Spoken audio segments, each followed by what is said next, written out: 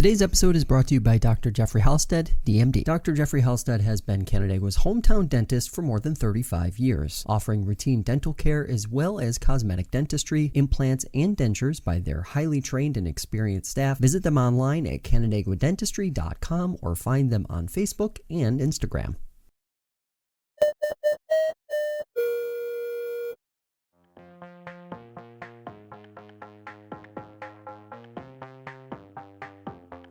For FingerLakes1.com, I'm Josh Durso, and this is FLX Today, presented by Canandaigua Dentistry. This morning, we are continuing our series spotlighting local elections across the region, sitting down with candidates ahead of Election Day. We were joined in studio by Jim Kennedy, who's running for Geneva City Supervisor. We covered a lot of ground in that conversation. He was appointed to that role about 1 year ago and shared what the experience serving on the Ontario County Board of Supervisors has been like and what his goals are for a full term. Check it out. It's been a year. You have been in office now for a year since your appointment last September. What's the experience been like so far? It's been invigorating on a number of levels. Number one is one of my prime motivations for accepting the ask by the Geneva City Democratic Committee was my feeling, and I'm sure many of your viewers share the same feeling, of wanting to do something given the tide and the fury of politics nationally, statewide, and to some extent locally, but especially nationally and especially during the pandemic. I, like many people, felt as though that had been going through historic times, and given the velocity and volume of political rancor at the national level, felt that I wanted to be able to do something. How much of that, in your experience now, having actually watched from the outside and then jumped in, how much of that at the national level you feel like has really spilled down to the local level? Two things come to mind. One is the emerging asylum seeker crisis in New York City, which all counties in New York State have been faced with making a decision whether or not to declare a state of emergency, number one. And number two, the other observation that I have made over the past year, since one of my duties and obligations, I feel, is to attend Geneva City Council meetings, is looking at that same level of rancor at the local level, which seems to, oddly enough, have trickled down for reasons that I don't completely understand, but have observed again and again. So those are my two takeaways. I will also add very quickly that the camaraderie, the professionalism, and the mutual respect are terms that I would use to describe the Ontario County Board of Supervisors and their interactions. So I've been very pleased and motivated as a result of the culture and the climate that is expected by the Ontario County Board of Supervisors Chair Todd Campbell. I would say that most watching and most listening could agree to that City Council and Ontario County Board of Supervisors, at least from the outside, appear to be two very different bodies in how they interact and act on the day-to-day. What are you hearing from voters as you go through your two wards as issues that they care about, that they want to see the county address? Because you're in kind of it's a bit of an odd situation representing city wards at the county level, when most of the issues, I would imagine some of the issues you hear about are issues that the city may have to actually take the lead on. But what do you hear as kind of the top issues that are county issues that you can get out there and address? Well, first of all, you've described very well the predicament that I and probably many county supervisors representing a city, whether it's Canandaigua or Geneva, find themselves in. County government can tend to be an invisible level of government. So I see, Josh, that my role is twofold in that regard. One is to inform. Second is to be quiet and listen. So I think, I do believe that has characterized my interactions on the stump, so to speak, and in my canvassing of wards 1 and 2 in Geneva. So in answer to your question, two issues that either are identified by constituents in my wards or that I prompt them on are landfill, which no one is in favor of, shocking news. And the other one is the asylum seeker issue, which continues to evolve on certainly the national level, even this week, but also on the state level with the back and forth between the mayor of New York City and the governor of New York State. Let's get into that because those are the first two issues that I wanted to talk about anyway. Asylum seekers. It's a difficult issue, but Siena polling throughout the last few months has shown that it is an issue that voters care quite a bit about. Whether that's surface level, just from the things they're hearing and seeing in the media, or kind of real life, real world concerns, that remains to be seen a little bit. Because this isn't affecting every county the same either. What do you see out of this issue that you'd like to maybe focus on or see the county focus on as it moves forward and tries to navigate what will probably be an evolving situation over the next 6 to 12 months?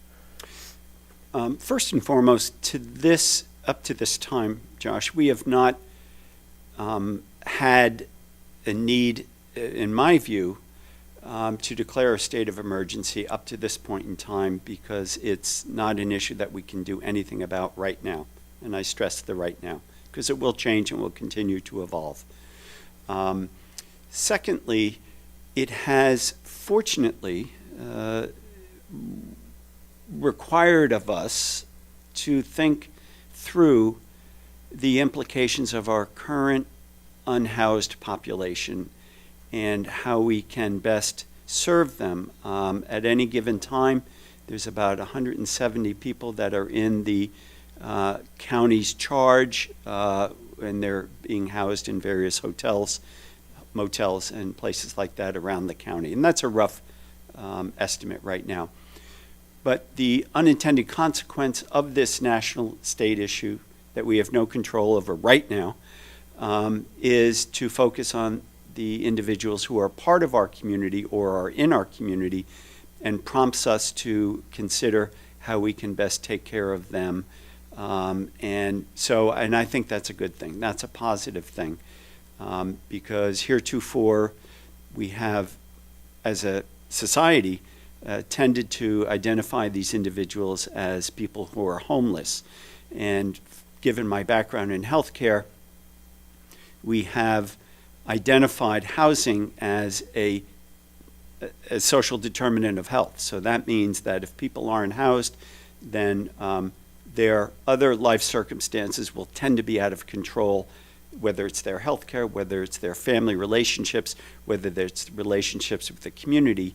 And so the significance and the importance of housing has been underlined not just as a social issue anymore, but also as a health care issue.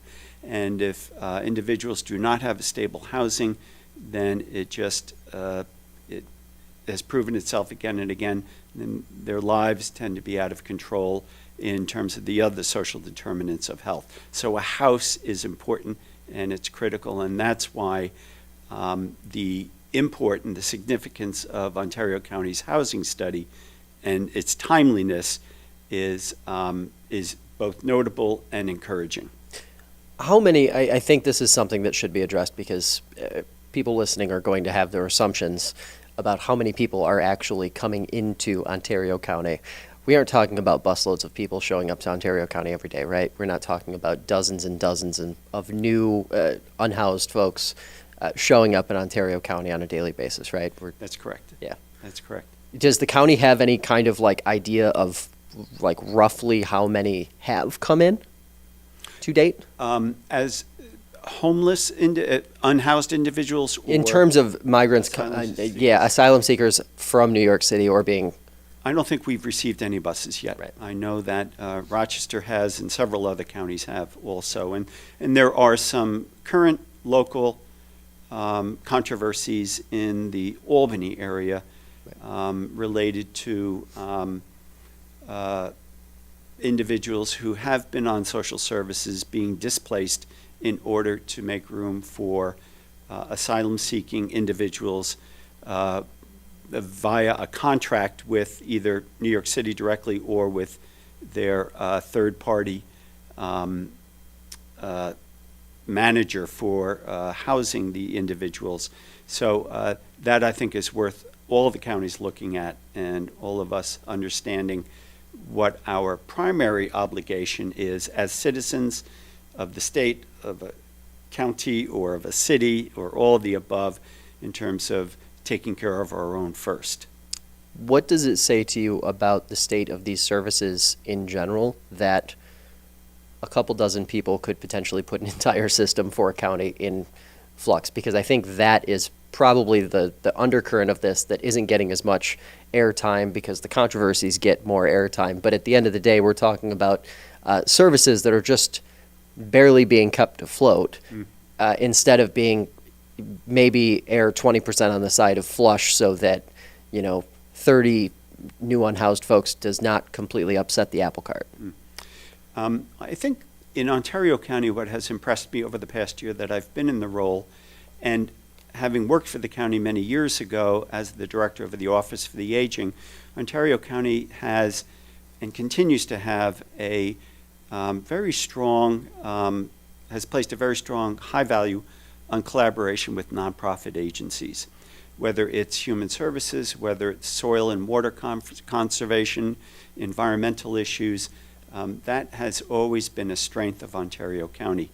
And as a result, whether it's human beings, whether it's animals, whether it's the environment, our Ontario County's track record for collaboration with other non-governmental entities has been very strong and consistently, and those relationships have resulted, I think, in a lot of mutual assistance for taking care of individuals or taking care of the place where we live, our environment. You mentioned landfills being something that almost every voter you've talked to has mentioned. I'm assuming it's a combination. You're getting both. You're getting talk about Seneca Meadows. You're getting talk about the Ontario County landfill. We hear a lot about everything going on with Seneca Meadows. But Ontario County seems to have a good plan for how it wants to approach the county's landfill. So what are you hearing from voters, and what's the action plan you're telling them that you're going to follow through with if elected? Well, the action plan that is not mine, which is the county's, is a closure recommendation report, which is due, I believe, by the end of this calendar year. Which will outline what the options are for the county to make good on its planned closure in 2028. I would say that so far, in the 135 people that I've spoken with, or 200 in my canvassing for the upcoming election, I would say most people are for total closure of the landfill, but there is a percentage, maybe two-thirds, a third of those people who also are open to the idea of partial closure, so long as it results in no more importing of trash from New York City or from Canada or from other counties around the county. I think the underlying issue through discussion with constituents is what will the tax breaks be for us? What will the fees reductions be as a result of the landfill remaining open to take care of just Ontario County trash? So I'm looking forward to the closure report and being able to review that. But in the meantime, those are the preferences of the constituents that I've talked to so far in the campaign that I'm conducting leading up to November 7th. It seems to be a quality of life issue for most folks. Very much. Region, right? And we've been reminded within the last 3 weeks, due to some seasonable cold weather that we had, whereby it seems as though the cold air trapped the stench of the landfill, at least in my neighborhood in the city of Geneva and others. This has been echoed by constituents. and the smell really was quite unbelievable as a result of some weather patterns that reminded us, oh, yes, we do have a landfill here in Ontario County. With regard to the Seneca Meadows landfill, obviously it's not in Ontario County, but it seems to be on the mind of most voters across the entire region. Any additional action you'd like to see the county take in terms of resolutions or anything like that, or do you think what the county has done in terms of making its statement about how it feels about Seneca Meadows solid enough as is? One of my supervisor colleagues has initiated a request of the county to put forth a recommendation for Ontario County to recommend closure of the Seneca Meadow landfill. That is still in process. There have been other communities, which you're probably aware of, such as Interlaken, that have indicated their distaste, pun intended, for the landfill here in Seneca County to remain open. I also think that many of us have been, our eyes have been opened, or we've been buoyed by the recent reports in the New York Times on the Seneca landfill, and have applauded that in terms of the hope that the rest of New York State and the surrounding states and all of the counties are made aware as a result of those articles about where their trash is going, and because I think it's been an invisible issue for them, but now they have been reminded of that through the excellent reporting on the Seneca Meadows landfill. Let's shift gears a little bit and talk about another quality of life issue. Parks in the city. You've made it a priority in your campaign. Talk to us a little bit about what that means and what you're hearing from constituents that they'd like to see better in the city. Well, you know, our section of the Ontario County, which is, say, the eastern and northeastern section, there are no designated county parks. So the county has undertaken a very impressive assessment of the county parks in developing the master plan for the county parks going forward. I have advocated for consideration of Geneva town, city, or at least the eastern part of the county, to be considered for a designation, given, for example, Geneva's situation, being situated on the lakefront. I also had the opportunity with a visiting family member who has a disability to visit the Seneca County, the Seneca Falls public pool this summer. And I was very impressed with what I saw. In speaking with the manager there, she indicated to me that several people from Geneva regularly use the public pool. That was, I believe, built with Gould's Pumps money back in the day. So the idea has, and it's not my idea, but the idea has been broached about a public pool in Geneva, whether it's at the lakefront or in one of the parks. And, you know, many of our constituents are growing up without having the skills of swimming, being able to swim, in other words.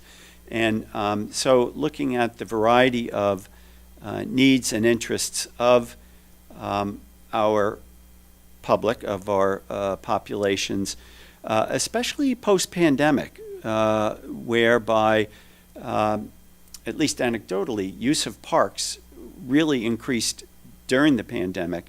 And as I've discussed with the consultants and the planning department folks at the county in participating at the committee level, at the subcommittee level on the master plan, is that we need to take a look at what the pandemic has wrought as a result of individuals needing to get out, needing to do different things, given the constraints of that historic period in time that has, I think, reminded us of the importance of the outdoors and looking at utilizing our fantastic natural resources in new ways, and also ensuring that people who historically haven't utilized our parks or those services are reminded of their existence and of their access and how to get to them. So that's why I think the designation or the consideration of designating some land or some space in the eastern part of the county is important. Do you think it would be easier to find an existing space that's a park already, or would it be a new space entirely that would be more likely? It could be both. Both, yeah. Well, you mentioned housing earlier. I want to talk about that. Obviously, the draft plan or the draft report that was released and publicized about a month and a half ago, 140 pages long, a lot in there. What stands out to you most about the report and about the state of housing in Ontario County as a whole? Well, senior housing, being a senior myself, is one of those not so surprising recommendations that I think right now the number is about just under 3,000. The need for 3,000 additional units are needed in the county, will be needed going forward. And a large percentage, I don't know offhand, will have to be for seniors. And that's, for the purpose of keeping people in their homes, in their communities, perhaps requiring services as they age into those, into their homes. So that's at the top of the list, and I think that's not a surprising recommendation, but it is one. I think the other one is the aging housing stock, particularly in the area that I represent, apartments in particular. And again, with Geneva, we're also talking about the use of housing stock by students at the Hobart William Smith colleges, some of which are in my own neighborhood. Those are some of the challenges that we will face, and I applaud the county for having the foresight to pursue this issue, because it's a national problem. Housing is we're really in a national crisis mode. I think I read this morning that in addition to New York City, there also are legions of asylum seekers also now in Chicago. And so this is exacerbating an already existing crisis. And the county has had, again, the foresight to engage the urban partners out of Philadelphia to come up with this plan that will be rolled out for the remainder of the year. It was just accepted, the report, the housing assessment was just accepted formally last night at the Board of Supervisors meeting. A couple things I want to key in on here. I've had plenty of conversations with Jackie Augustine on other podcasts about Geneva's situation with housing in eastern Ontario County as a whole. Not the greatest land availability situation in the city itself. But when you think about eastern Ontario County as a whole, getting it kind of, I guess, perhaps on pace with the western portion of the county, where we're seeing housing just fly up seemingly by the day. Market rate housing. Yeah, how do you approach that? Because I think that's another part of this where there's this desire from a good chunk of folks who want to see some of the smaller communities in Ontario County be able to grow population, that market rate is also going to have to be part of this solution moving forward. I don't know the exact answer to that, but I can respond and say that the Ontario County Administration has proposed a Department of Housing at the county level that would also have a constituent advisory committee advising it, not a policy-setting group, but a group of citizens who would inform and guide the work of the housing department to focus on this issue going forward based on the recommendations and the roadmap the housing assessment. And so I think that is a important and smart way to guide and continue to focus on the housing crisis, whether it's a department or whatever we name it, but it would be an entity whose role would be to focus on the needs of Ontario County, all age levels, and also to, in response to your question, to recognize hopefully the balance and the equitable distribution of needed housing across the county. Do you see the county taking any legislative action from this report, or do you think it's going to be more of a day-to-day work kind of thing rather than having to create specific resolutions to perform certain things? The only thing I would imagine is that there would be a resolution to create this housing entity and to make it part of county government. And one last point on this east-west thing, because it seems to be one of the bigger undercurrents of any any county-related election. When it comes to being a voice for the eastern part of the county, how do you approach supervisors on the western side to be the best advocate you possibly can be for folks in Geneva and surrounding, for that matter? Well, probably the means or the dynamic is not too different than what I described in terms of meeting with constituents, and that is, data-based awareness and learning about the needs of Geneva residents on a continual basis. Ontario County is a diverse agricultural and urban county. And we have a responsibility to inform each other about what our constituents need, because we have different constituents with different needs. I myself have a background in rural health, that's with an R, and so I am aware of the unique needs, whether it's housing, whether it's access to employment, access to services, which of course is always a difficult challenge in the rural areas that we may not necessarily have in, say, Geneva. So I understand that, but then there are urban challenges that we have in Geneva that my counterparts need to be aware of. So it really is a matter of, for example, paying attention to the data that is in the housing report, and making sure that we stay focused on the data as opposed to just perceptions or just history. When it comes to the consolidation of healthcare regionally, do you feel like Ontario County, or Eastern Ontario County for that matter, is in a good spot? I do. We have safety net providers. We have a federally qualified health center in Geneva. We have a hospital, we have an ambulatory surgery center, so I do. But I also speak as someone who has health care insurance. So I think that's an excellent question also to pose to someone who does not have that. So I think the other thing is that we will see in terms of the availability and access to health care now that our beloved Geneva General Hospital, Finger Lakes Health, is now partnering with Strong, and so we'll see how that changes, enhances, or improves the availability of needed healthcare services. Elevator pitch time. What's one thing you'd like to leave with voters here as we close out this conversation?